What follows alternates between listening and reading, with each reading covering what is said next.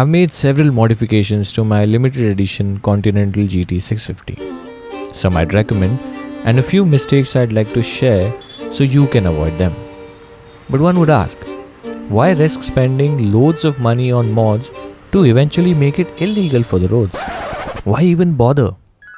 Have you ever heard this interesting story of the F-duct? Formula 1 2010. While the racing teams were on the hunt for ways to gain an edge over their rivals, McLaren's engineers devised a game-changing innovation: a tiny air vent on the car's nose. Despite its small size, this vent ran a duct through the car to the rear wing, throwing air on it to reduce drag and increase speed on straight lines. But to keep the car stable around corners, they couldn't keep the vent open at all times. But having a switch to control aerodynamics wasn't allowed during races. But McLaren found a way to bend the rules without breaking them.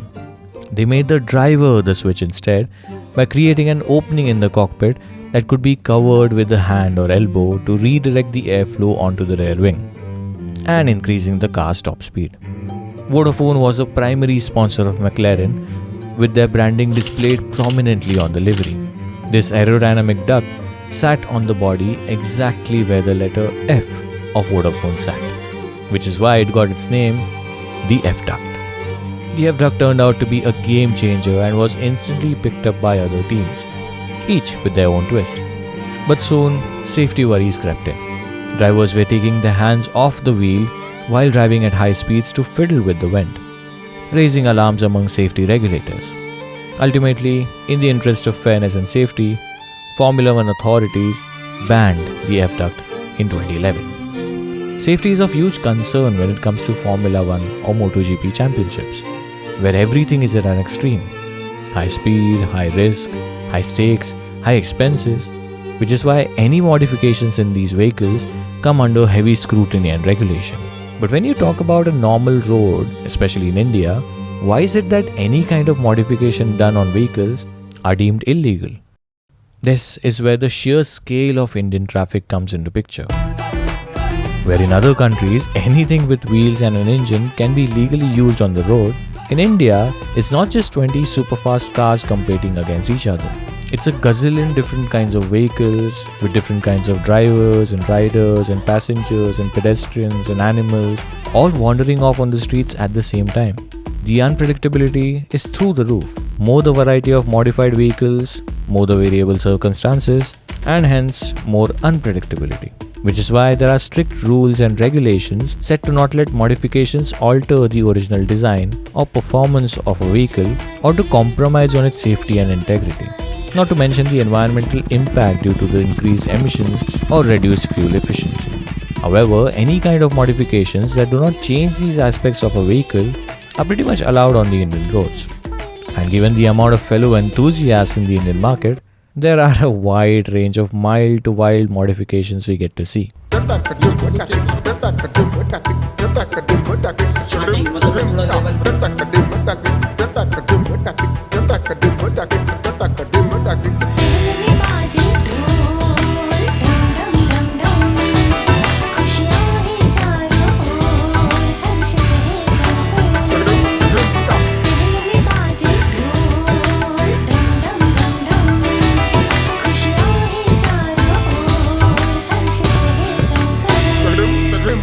And while there are so many varieties of modifications you can do to personalize your own ride, I did take my own sweet time to firstly experience the very own bike of my dreams and cherish every bit of its raw, unadulterated character. And now, after owning my motorcycle for more than 2 whole years, why would I not join the party?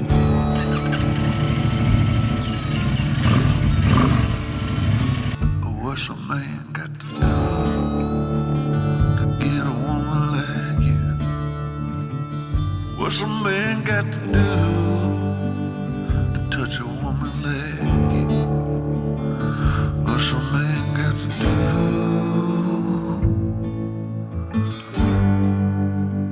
to get a woman like you?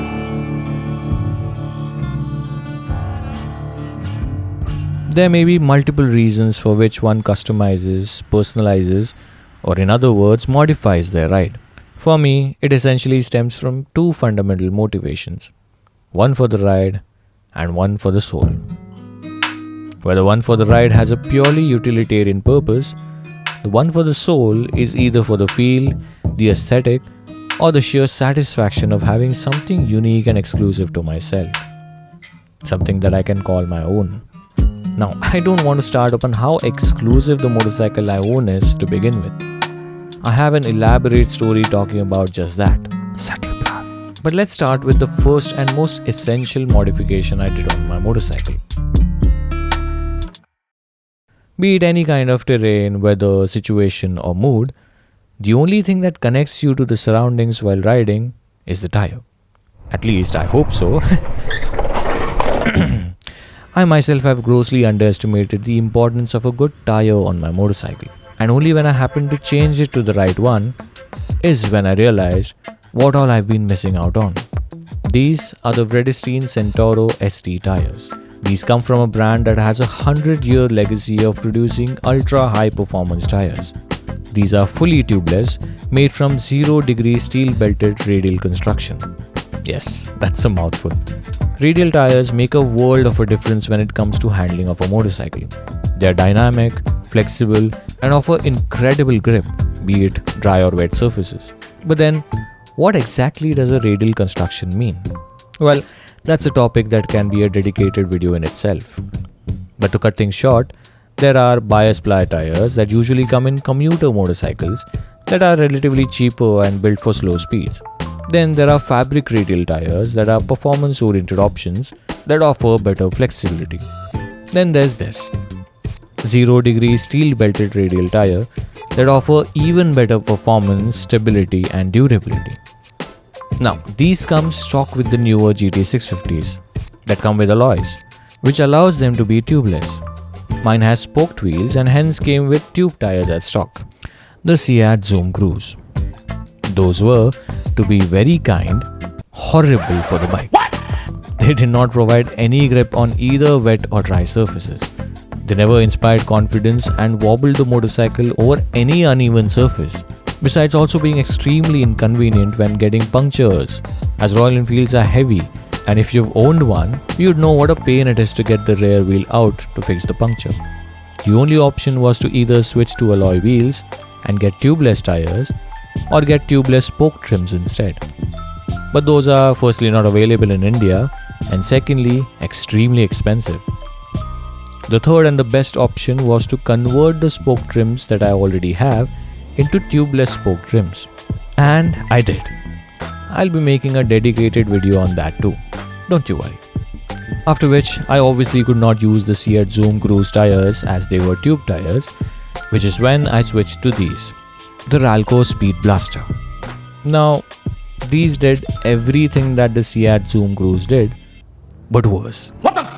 Apart from the fact that they were tubeless, they were absolutely horrendous when it came to the grip. While on the dry surfaces they performed fairly well, but when the roads got even a slight bit wet, they lost grip completely. As I mentioned in one of my videos earlier, bathroom slippers have better grip than these. These tires are marketed as one of the best off-road oriented options for the GT650 and the Interceptor, which is quite evident from their treads that also comes at a very affordable price. But they had absolutely no grip on the tarmac or even off it. Hands down the worst purchase I've done for my motorcycle. I used them for a few months, giving them all the benefit of doubt, playing with the tire pressure, but that did not help even a bit. Which is when I decided it is time to change. Since both the GT650 and the Interceptor have 18-inch rims on both sides, finding a better tire was a challenge, as there are not many options in the Indian market. And importing one from outside is again expensive. Which is why I saved up some money and then finally got these, the Vredestein Centauro ST. I did get these in India and I got them installed at the Royal Enfield Service Centre. My first ride back home after installing them was pretty uneventful to notice any difference. But over the last few months, I've realized how much of a difference a good pair of tires make to the handling of your motorcycle. The GT is stable at high speeds, thanks to the 63V rating that allows the tires to go up to 240 km per hour. Not that the Indian roads or my bike will let me do that, but that's a confidence-inspiring feature. The radial construction is dynamic and lets me have incredible stability around corners, be it wet or dry surfaces. And the ST in the name denotes its road-biased nature. This is also evident through its treads that are specially designed to eliminate maximum amount of water from the surface of the road while riding in the monsoons. Now, the tire treads also play a major role in how a tire performs on and off the road, which again is also a topic that will require a dedicated video for itself. I'll be doing that too, don't worry.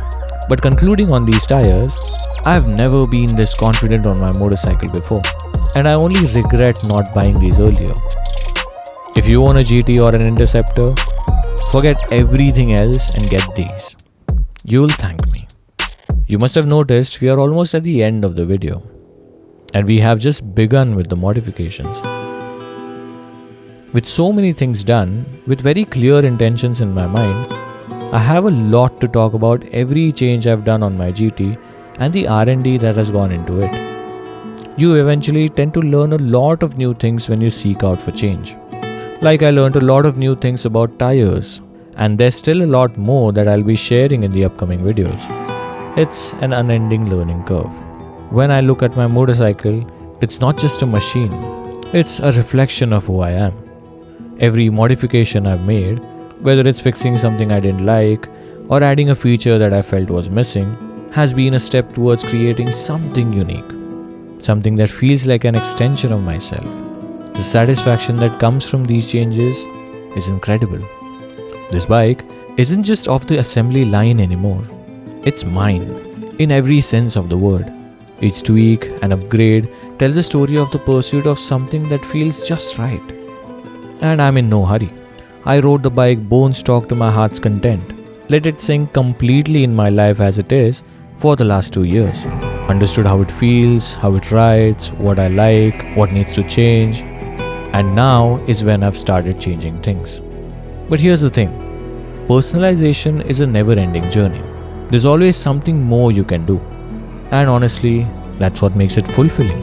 The changes I do on my motorcycle is an infinite process, which is why having a series of videos will not just give every modification its dedicated space, but will also be a continued progression, as my modifications probably will never end.